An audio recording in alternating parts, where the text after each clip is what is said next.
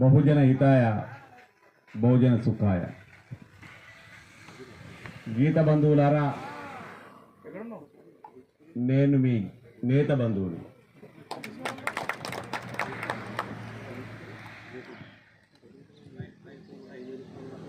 నందనం నాటు పెట్టడానికి అనువైనటువంటి క్షేత్రం. అటువంటి క్షేత్రం నుంచి తెలంగాణలో నెలకొని ఉన్నటువంటి అసహనాన్ని వ్యక్తీకరించడంలో వివిధ అట్టడుగు సామాజిక దళిత ఆదివాసీ వర్గాలు చూపుతున్నటువంటి వేదన ఆక్రందనను తోడు చేస్తూ రేణుకా ఎల్లమ్మ, అగస్త్య మహాముని, సర్దార్ సర్వాయి పాపన్న, కామరాజ్ నాడార్, ధర్మభిక్షం, దేశిని చిన్నమల్లయ్య, అనారోగ్యంతో అలమటిస్తున్నటువంటి మాచర్ల జగన్నాథం, వీరందరి నేపథ్యాన్ని ఆవిష్కరిస్తూ ఇక్కడ మీ అందరూ దీక్ష పూరణం మాల వేసుకున్న ప్రతి ఒక్కరికి మొదట నేను తల ఉంచి నమస్కరిస్తా ఉన్నాను. నా సోదరుడు అభినవ సర్దార్ సర్వాయి పాపన్న నేను వచ్చే సమయానికి ఎంతో ఆవేశంతో చాలా ముచ్చట్లు చెప్పాడు. నేను అంత ఆవేశాలకు నేను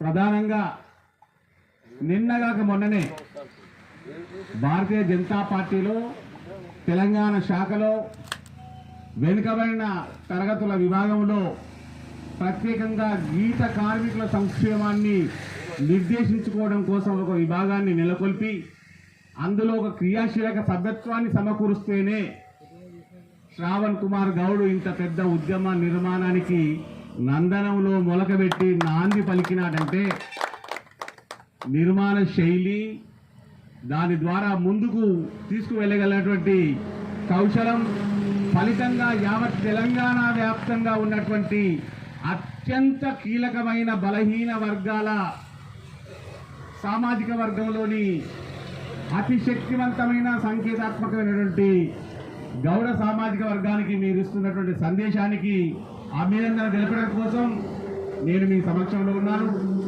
నా సోదరులు శ్యామ్ సుందర్ గారు ఇప్పుడే మాట్లాడినారు. అదేవిధంగా నా సోదరులు భాస్కర్ రాజ్, టైగర్ నరేంద్ర గారి వారసత్వాన్ని ఆవిష్కరిస్తూ మీ సమక్షంలో కూర్చొని ఉన్నారు. మిత్రులారా, సోదరులు సత్యనారాయణ గారు, ఇతర మిత్రులు అందరూ కూడా ఈరోజు దీక్షలో పాల్గొనడం ద్వారా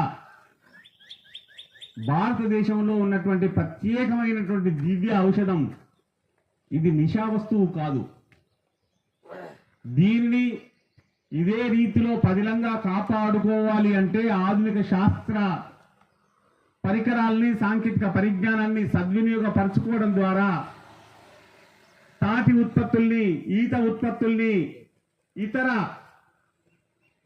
ఖర్జూర కానివ్వండి, ఇతర పండ్ల రసాల నుంచి, పండ్ల రసం కాకుండా ఈ రకమైనటువంటి నీరా రూపంలో లేదా కళ్ళు రూపంలో వచ్చేటువంటి ఆరోగ్యవంతమైనటువంటి ఉత్పత్తులని మీకు కూడా ఆర్థిక సంపత్తిని మరింత పరిపుష్టం చేయగలిగి, మీ సామాజిక వర్గంలో బలహీనులు ఆర్థికంగా ఎవరు సాధారణంగా ఉండరు, అది కూడా మాకు తెలుసు.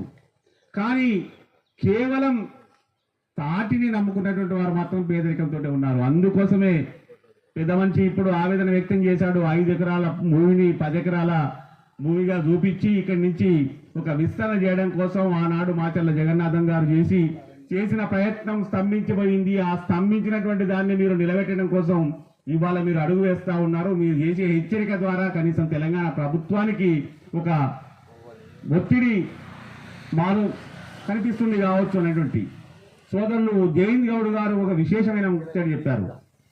ఇవాళ 18వ తేదీ ఇక్కడ నందనంలో చేశాం, వచ్చే నెల 18వ తేదీ నల్లగొండ నుంచి చేస్తాం. ఆ రీతిలో క్రమక్రమంగా తెలంగాణ వ్యాప్తంగా కదులుతాం అనేటువంటిది ఇది మామూలు ముచ్చట మాత్రం కాదు. దీన్ని నిలబెట్టుకోండి. దీనికోసం ప్రజాస్వామ్య లక్షణంతో ఆందోళన వ్యక్తం చేస్తూ ఒక అంశం పరిష్కారం కోసం దాని ద్వారా ఒక అత్యంత ప్రధానమైనటువంటి సామాజిక వర్గంలోని ఆర్థిక శక్తిని, ఉత్పత్తి శక్తిని పరిపుష్టం చేసేటువంటి ప్రయత్నానికి మా వంతు అండ సదా ఉంటుందని మనవి చేస్తూ దీక్ష చేస్తున్న బంధువులకు కొద్దిసేపట్లో వారి దీక్ష విరమణ చేపిస్తే మేము ముందుకు సాగడానికి వీలవుతుంది అనేటువంటిది మనవి చేస్తూ మీ అందరికీ మరోసారి శుభాకాంక్షలు తెలుపుతూ నేను సెలవు తీసుకుంటాను. జై హింద్.